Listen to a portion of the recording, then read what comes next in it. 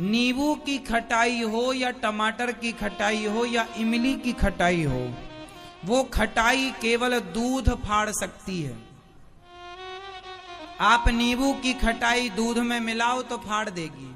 नींबू, इमली, आम की खटाई केवल दूध फाड़ सकती है, पर कपट की खटाई तो भाई भाई के रिश्ते को फाड़ देती है। पति पत्नी के रिश्ते को कपट की खटाई फाड़ देती है। जेठानी के बेटे से जेठानी से कितना कपट है, देवरानी के बेटे और देवरानी से कितना कपट है। सास अपनी बहू के साथ और अपनी बेटी के साथ कितना अलग व्यवहार करती है। बहू आएगी तो देखना भी पसंद नहीं, और बेटी आए गले लगाएगी, अचार भर भर के देगी, झोले में भर के ले चले चले चले। देसी घी बहू ना देखने पाए, चुपके से ले चले चले। एक साड़ी और घुसा देगी झोले में, झोला भले फट रहा है, जगह नहीं है, ठूंसती जा रही अम्मा। बेटी के लिए प्यार टपक रहा है। बहू के लिए फटी साड़ी नहीं देती हो तुम, और बेटी आई तो ये दो वो दो, हम मना थोड़ी करते हैं, पर बेटी को जितना दे रहे हो बहू को भी दो। वो बहू नहीं है आपकी, वो ही बेटी है आपकी। ये तो आपने दान कर दिया, कन्यादान। उसे तो कन्यादान उसका लिया है, वो तो ली हुई है, ये तो दी हुई है। दी हुई से इतना प्यार है, ली हुई से प्यार नहीं है। ये कपट है कि नहीं? बहू के लिए अलग व्यवहार सास का, और बेटी के लिए अलग व्यवहार सास का। ये कपट है या नहीं? बोल दो हाँ या ना। इसी को न कहते हैं कपट। जबकि विपत्ति में काम बहू ही आएगी, बेटी ना आएगी वहां से। लेकिन माओ का प्यार बेटियों में ज्यादा है। और सास को ऐसा लगता है कि हम बहू के छिप करके बेटी को ये दे दें, वो सब देख रही है, उसे सब पता है। आपकी बेटी आए तो बिल्कुल मान सम्मान दीजिए उसे। साड़ी दीजिए, पायल दीजिए, अचार दीजिए, पापड़ दीजिए, देसी घी दीजिए, लेकिन चोरी से नहीं दीजिए। सासें ना चोरी से देती हैं, बहू की चोरी से, बहू ना देख ले। जबकि बहू ने सीसीटीवी कैमरे चिपका रखा तुम्हारी साड़ी में, उसे सब पता, वो सब देख रही है। और तुम्हें क्या लग रहा है वो नहीं जानती? वो सब जानती है। फिर रात को अपने पति से क्या कहती है? पति बोला जरा अचार लाओ, नहीं है अचार। कहां चला गया? तुम्हारी बहन आई थी, पूरा ले गई भर के, तुम्हारी माँ ने दे दिया। पति बोला जरा देसी घी लगाओ रोटी में, सूखी चुप, अरे क्या लगाए, आई तो थी चुड़ैल, सब भर के ले गई, सब ले गई। ले भले कुछ ना गई हो, पर वो कहेगी सब ले गई। और ये कहने का मौका सासें देती हैं। और ये कपट है। इसे क्या कहते हैं? कपट। ये कपट तो तुमसे छूटा नहीं, और नींबू छोड़े बैठी हो, इमली छोड़े बैठी हो, और कह रही हो संतोषी माता नहीं मिली। अभी 10-20 पीढ़ी ऐसी बैठी रहेगी तो न मिलेंगी। जो छोड़ना है वो आप छोड़ते कहां हैं? है ना मेरी मां?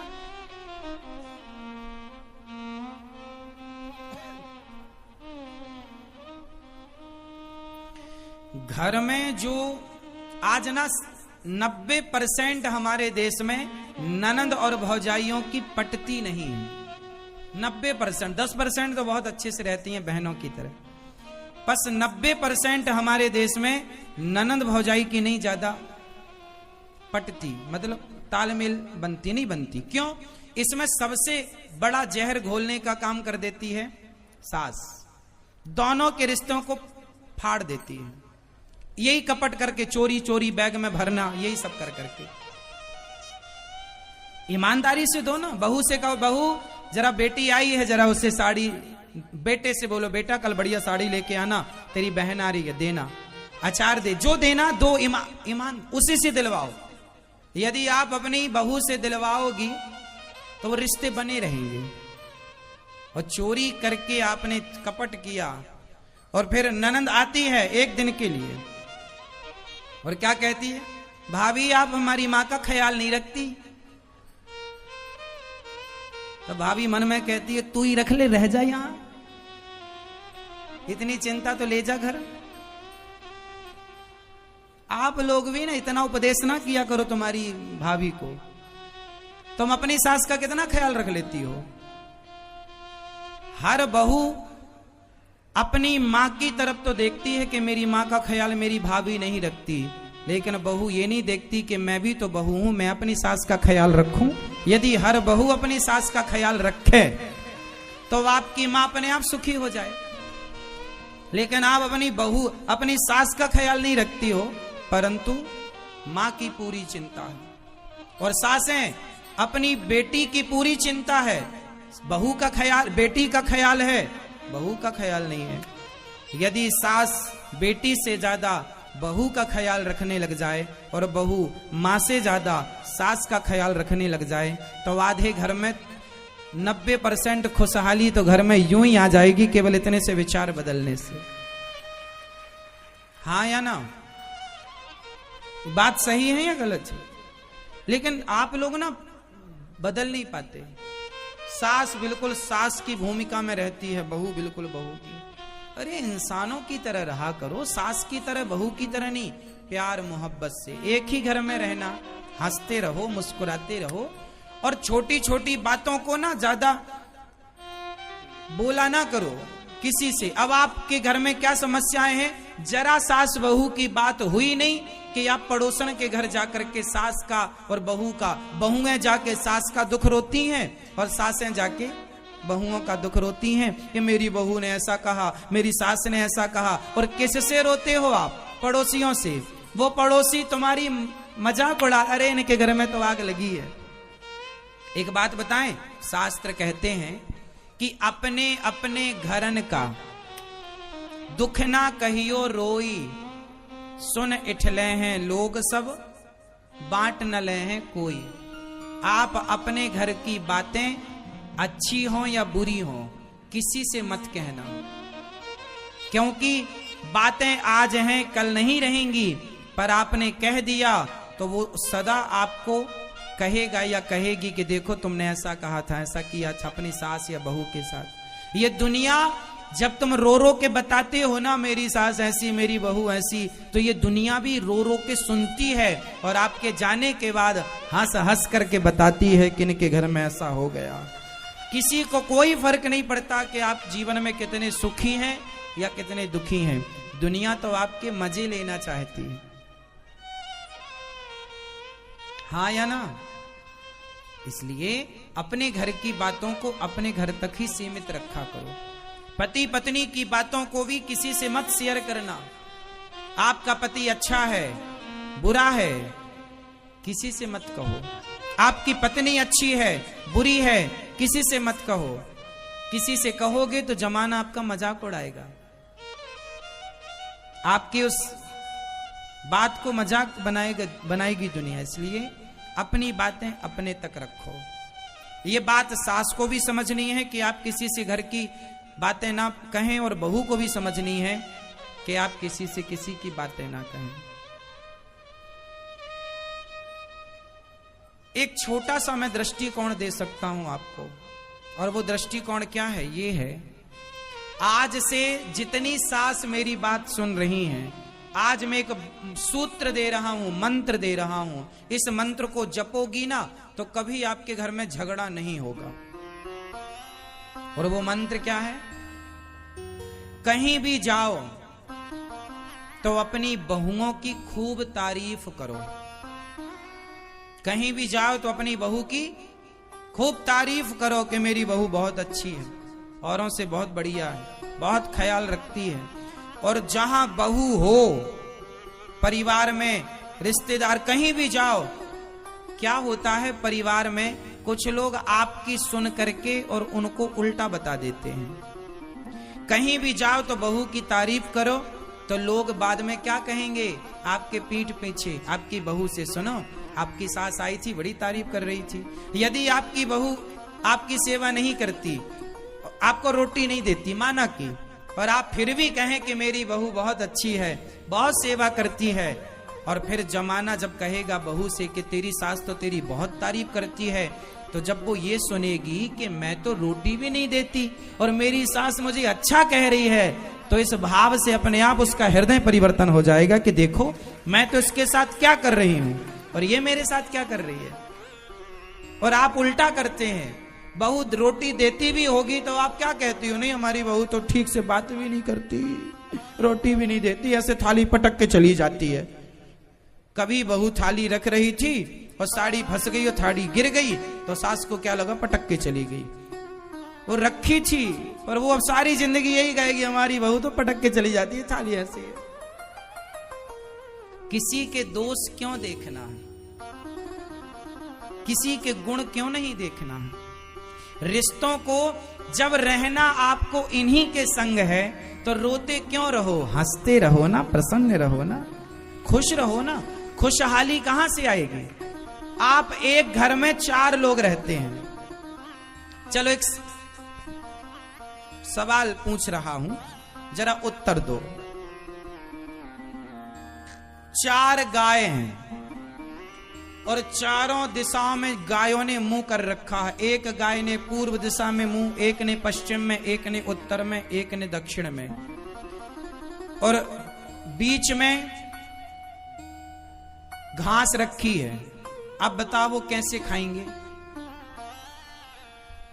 बीच में घास रखी है और एक गाय ने पूरब की तरफ मुंह, एक ने पश्चिम, एक ने उत्तर, एक ने दक्षिण में कर रखा। अब बताओ कैसे खाएंगी, आप बताओ। एक गाय का मुंह, हाँ बिल्कुल ठीक कहा आपने, एक गाय का मुंह पूरब इस तरफ, एक गाय का मुंह इस तरफ, तो दोनों का मुंह बिल्कुल सामने हो गया। एक गाय का मुंह इस तरफ, एक गाय का मुंह इस तरफ, और बीच में घास रखी है, खा रही है आराम से, क्या बुराई है।